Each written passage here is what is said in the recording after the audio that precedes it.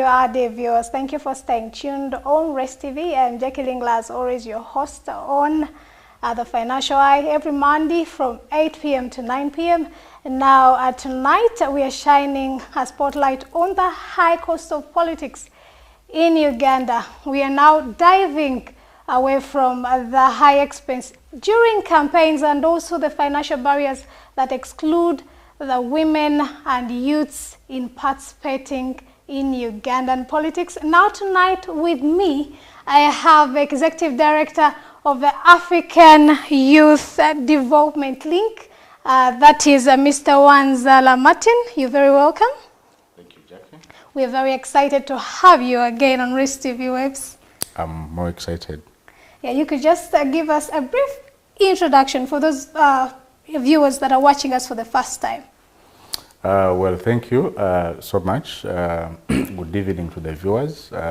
Thank you to you and to the Rest TV crew for having me once again come here to speak to you about this very important issue.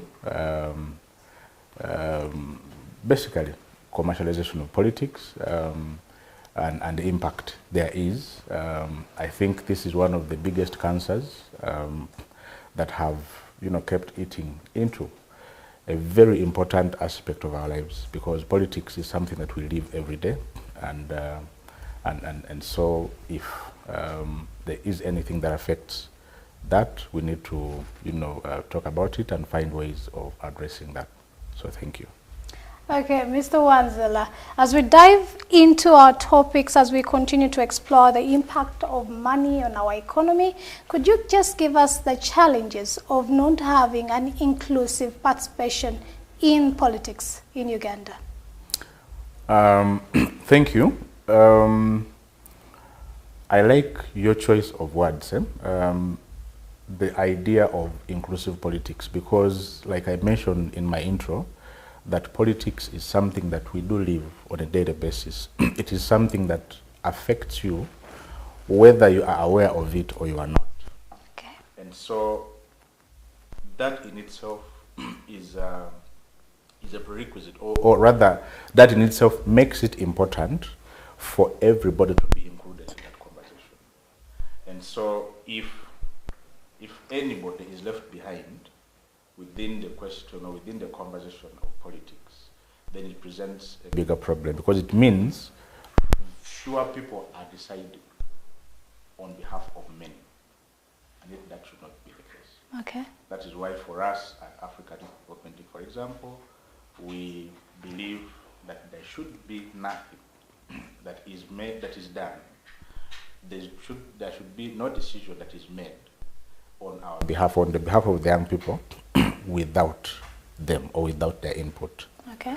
And that, spreads across so many topics, so many aspects of life, including decisions about budgets, decisions about who is supposed to lead you and who is not supposed to lead you, elections for that matter, or politics for that matter. And so politics in itself is a contestation of ideas.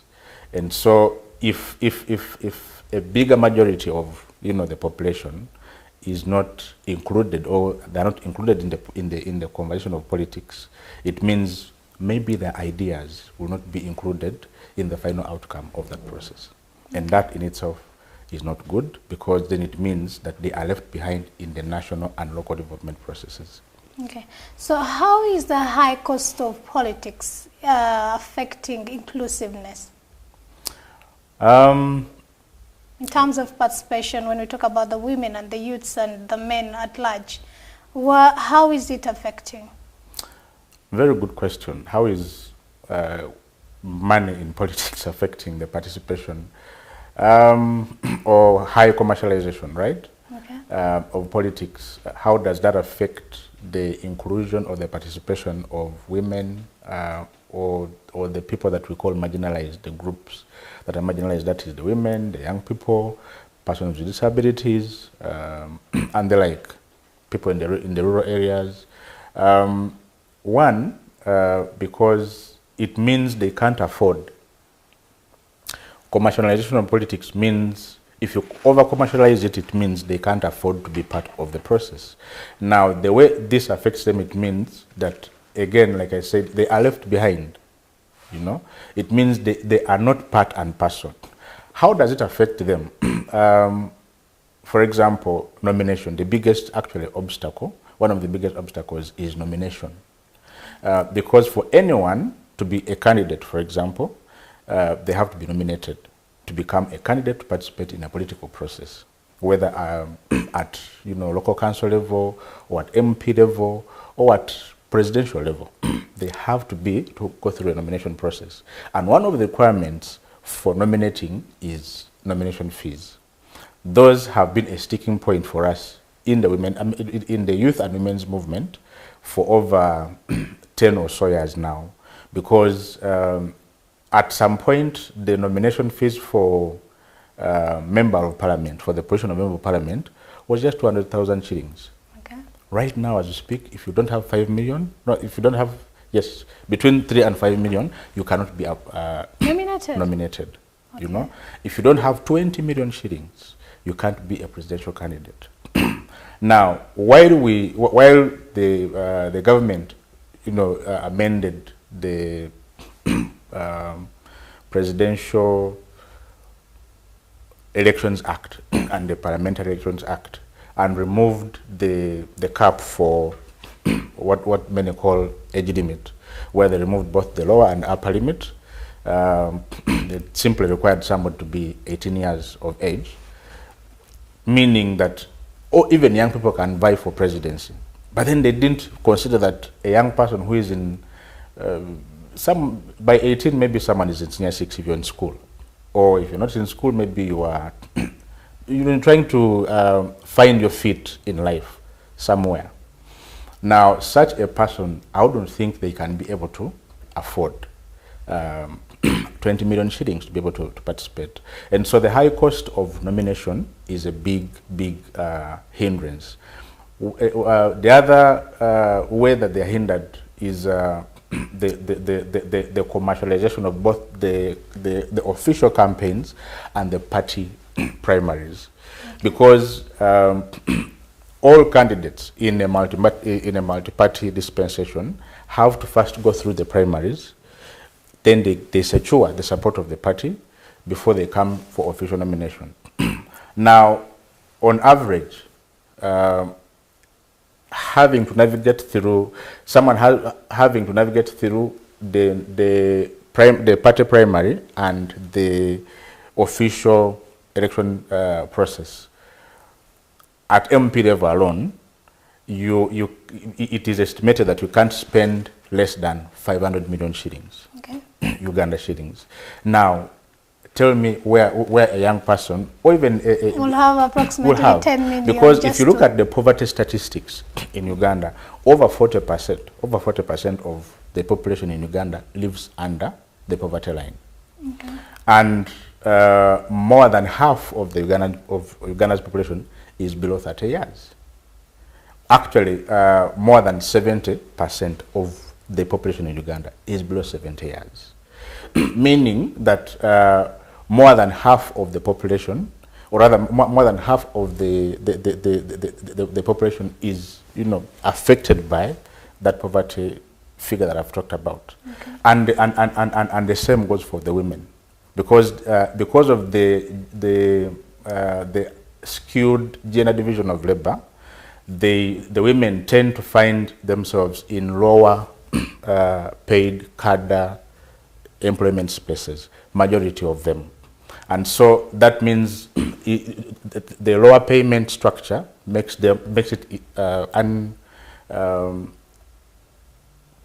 it difficult for them to be able to earn the sufficient income they would need to be able to afford some of the things we're talking about. Okay. The cost of media, because they need visibility. Okay. Now, commercialization of politics means they can't afford media. They can't afford to mobilize for rallies after they've been nominated. They've gone through all these things. So at the end of the day,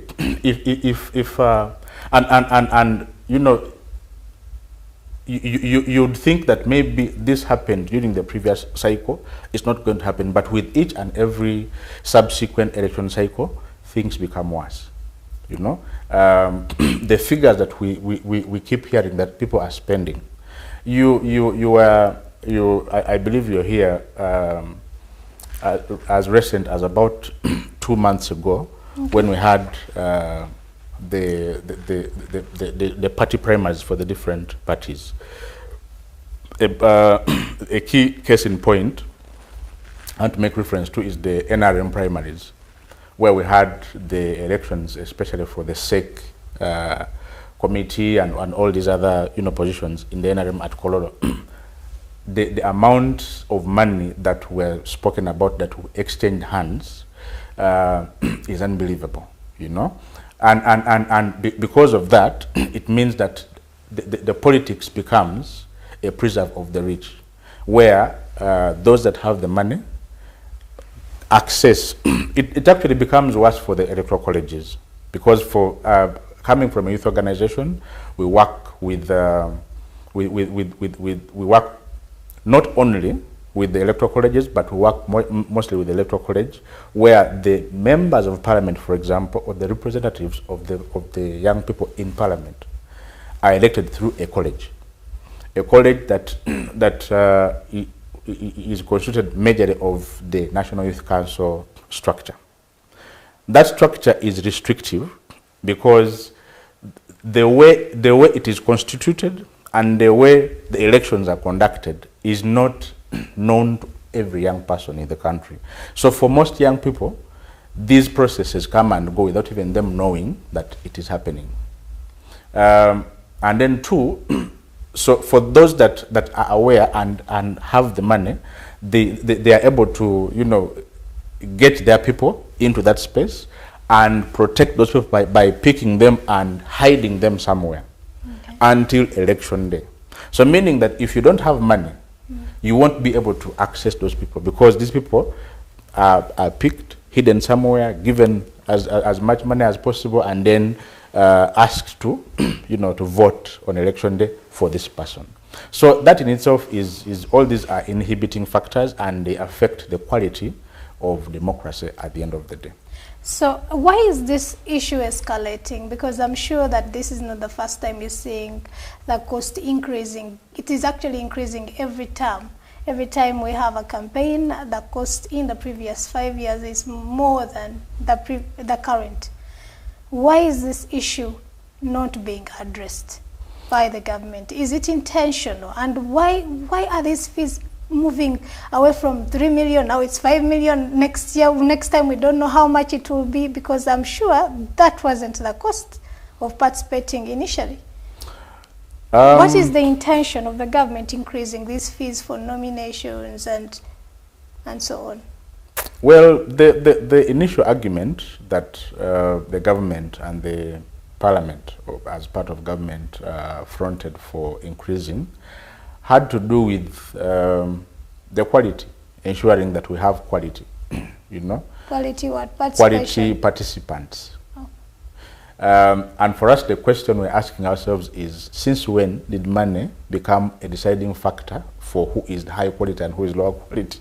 How are the marginalized going to be represented? Absolutely, absolutely. And so the major reasoning behind it had to do with ensuring, because they were saying that we don't want to have every, Tom, Dick, and whatever being part and parcel of or accessing public office. And they were saying that if you can't afford, then it means you're coming into politics to look for employment, look for money. And if we put you in there and when you are poor, chances are high that you are going to steal. But we've seen those who have the money steal even more than those who would have. And so for us, we don't think that increasing the cost of nomination would be a yardstick, because again, during the work that I've just referenced, where we worked around promoting inclusive participation of young people and people with disabilities, we did quite a bit of research, and we discovered that if you look at other examples within the region, Kenya, for example, you can benchmark and see that actually, in fact, Kenya uses what they call a quota system, okay, where they levy nomination fees according to different quotas, okay, of different quotas of income, okay, within the citizenry. And so we proposed the same to the government here, and we said, look, this could be one of the solutions, because we know, because it is unfair, for example, for you to say that somebody who earns 40 million should pay the same amount, should be subjected to the same rules as someone who earns less than $1 million, you know. So that is one of the things we've been pushing for. But you and I know that advocacy is something that is affected by so many things. Sometimes you engage with people when the ones that you would want to make the decision to change are the very beneficiaries of that, of the status quo. And so in most cases, if that's the case, they rarely want to be the ones to be seen to be changing, because they would want to continue to be benefiting from that. Okay, now generally I think you've answered a bit of my next question, but just to go in depth, are there any other financial barriers that are hindering women and youth from participating in Ugandan politics, other than the media, the nominations, and you've talked about the cost of rallies? Are there any other financial barriers, and how can we at large increase the representation in the long run? I think the other biggest financial barrier I can talk about is corruption, which in a way touches on the issue of patronage that you and I were talking about earlier on. Corruption is one of the biggest challenges, financial in nature, that affects the participation of people. For example, there have been claims or accusations. These are not proven as such, but in the current election cycle, we've had suggestions or accusations of people bribing candidates to get out of the race for others to either continue with one or two competitors or just go through unopposed.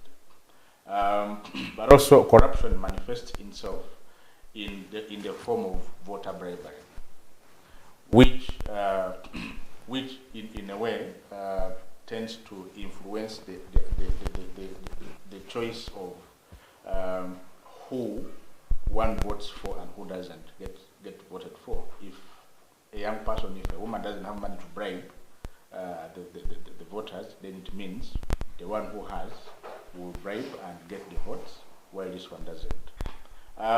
The issue of patronage is, like I mentioned earlier, it is a system where money is used to manipulate, control, and influence the decisions, the actions or inactions of a particular set of people.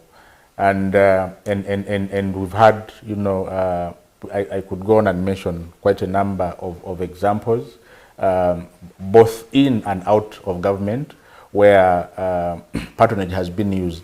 In fact, I talked about, I made reference earlier to the electoral college system. And the honest truth is, one of the biggest problems, one of the biggest challenges that is financial in nature, that is associated or that has plagued the electoral college system, the youth electoral college system, for example, that I am associated with, is patronage. Where we have this whole phenomenon of godfathers and godmothers, that the candidate that has access to a godfather or a godmother that can fuel their campaign fuel, their election bid, is the one that usually carries the day, while this poor young man or poor young woman is always going to live to cast the day they were born or the family they were born in. Yeah. Those of you who are just joining us right now, we are exploring the impact of money on our democracy. How can we have a more inclusive political landscape?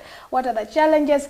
What are the potential solutions that we can have on board to have at least a favorable political atmosphere, especially coming next year, 2026. Stay tuned on Race TV. I'm with the Executive Director of African Youth Development Link, that is Mr. Martin Wazala. Will be exploring more. Stay tuned. We're going for a commercial break. We'll be right back. The Financial Eye, making finance clear. No complicated terms, just the